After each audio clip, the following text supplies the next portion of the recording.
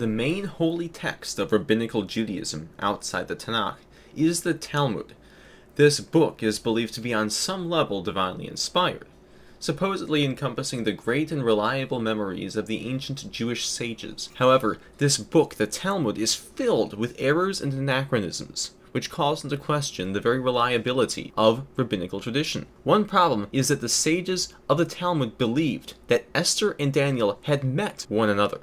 Now, the book of Daniel is set between the 3rd year of King Jehoiakim to the 3rd year of Cyrus, which is 605 to 536 BCE. The history of Nebuchadnezzar has been strongly confirmed by secular history. For example, Nebuchadnezzar constructed the Hanging Gardens, and also in 605 BCE, he fought the Battle of Carchemish against Egypt. Now, the book of Esther is set during the reign of Ahasuerus, also known as Artaxerxes I. Now, this ruler, reigned between 485 and 464 BCE, and the book of Esther is set at some point during that time.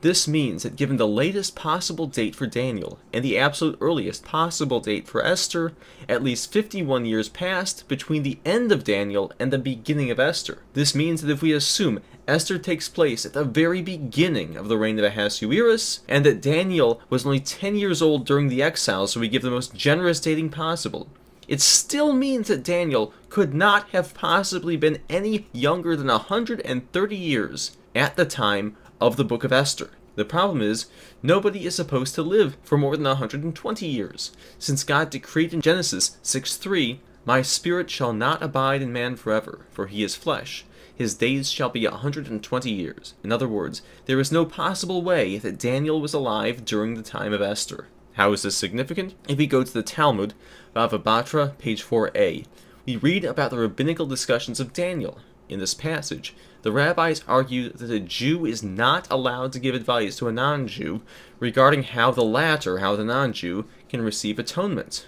Reb Yehuda said in the name of Reb Yehoshua ben Levi, "For what reason was Daniel punished? Because he gave advice to Nebuchadnezzar on how to escape the wrath of God." Now, the Talmud will try to explain the well-accepted belief that Daniel was punished for advising King Nebuchadnezzar.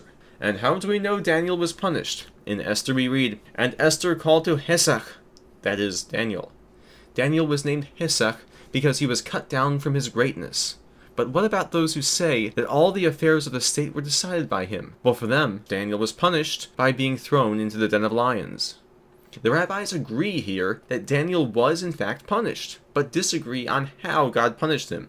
The first school says that Daniel was punished by being stripped of power, and the latter school agrees that Daniel was punished, but said that he was being thrown into the den of lions, even though the book of Daniel seems to indicate otherwise. In a footnote of the Art Scroll edition, it says that in the latter opinion, that he was thrown into lions, Daniel retained his high office during the reign of King Ahasuerus, and the name Hesach does not imply that Daniel was stripped of power for giving advice to Nebuchadnezzar. In other words, both schools of rabbinical thought agree that Daniel was called Hesach and was in Esther, but disagree on why he was called Hesach. This means that the rabbis of the Talmud agreed that Daniel of the book of Daniel was the same person as Hesach in the book of Esther.